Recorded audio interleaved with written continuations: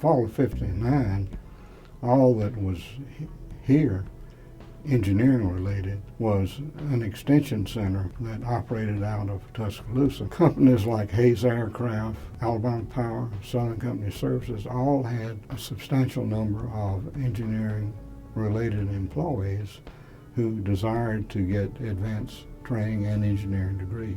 The university agreed to develop an engineering degree program at the baccalaureate level and at the master's level if the city would provide the building. It didn't take them very long to raise the money for it.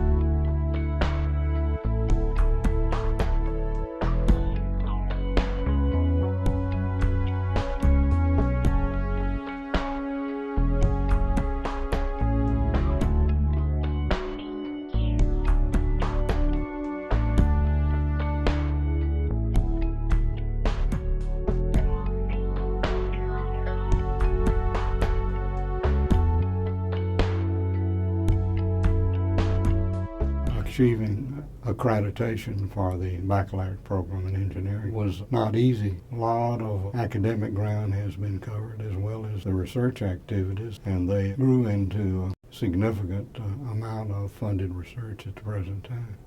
We've grown from an extension center into an engineering program with a number of degrees offered.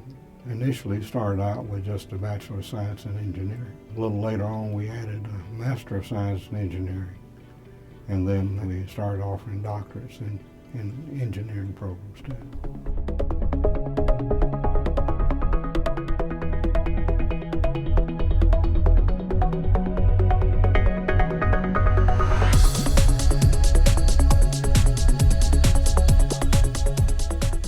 Like I said, I had the math, the science, and I wanted to get a degree that once I finished, I could get a good job.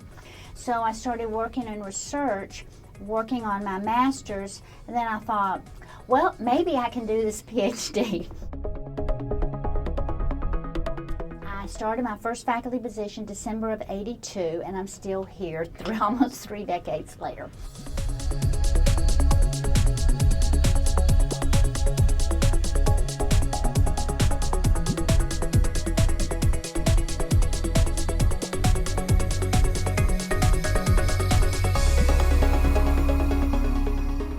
I actually first came to UAB, I was thinking about it, 31 years ago. And so I've seen extraordinary change in 3 decades. Over that time period, it has become truly a world-class institution. You can travel very few places in the world where UAB isn't known.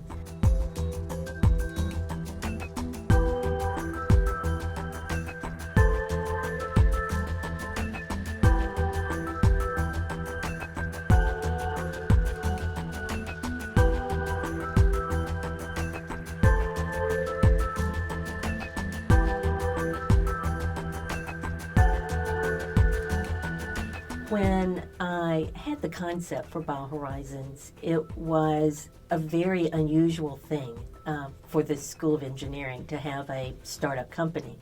There had only been one previously and none in the true biomedical field.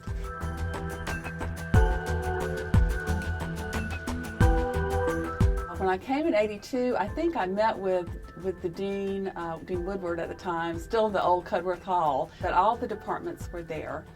All of us were in BEC, all the labs were there.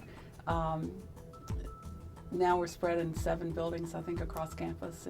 Some things are the same, of course. The elevator in BEC is still slow, and it still has 5 buttons, and we only have 3 floors. Dr. Lucas is just full of energy and full of ideas. She's really encouraged us to step back and look at what we could be and consider all the directions in which we could go and to think big. It's been a wonderful experience to be the Dean of the UAB School of Engineering, worked with great faculty, great students, great staff.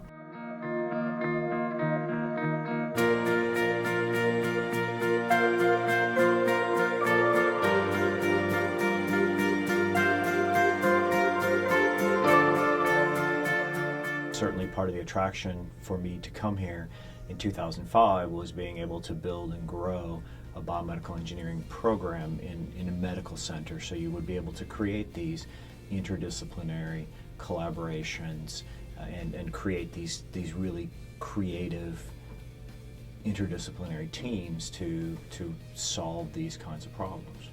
The Shelby building was conceived as an interdisciplinary building, so having biomedical engineering with a presence in the Shelby building in the heart of the medical school, we're 2 blocks from the dental school, really gives us the opportunity to have an impact in research and training programs that are cross-disciplinary and cut across campus. The space in the Shelby building is about 2,500 square feet, so I think it's increased our research space in the department by about 25 or 30%.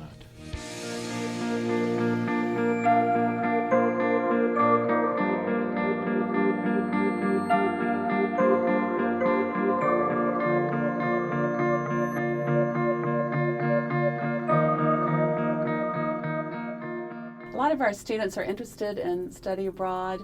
The relationship we've had with Missouri University in Egypt has allowed students to go to Egypt in the summer.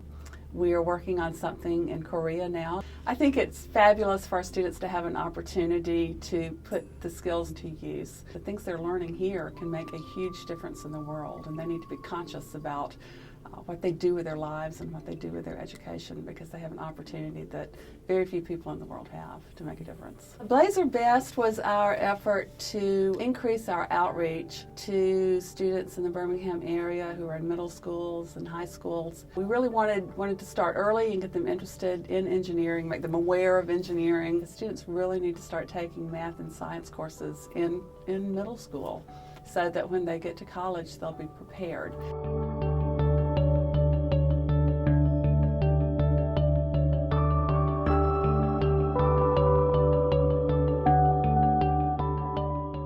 The VizCube, well, what can you say? It's just cool. This is allowing us to get involved in so many types of research applications. It's connected us university-wide and beyond. So the VizCube is going to help us academically and with expanding our research programs. The MPAD, we had a strong group in the composites area and a strong group in the metals area. So it made sense to begin to pull them into a facility that would allow them to grow the kind of facility that they really needed.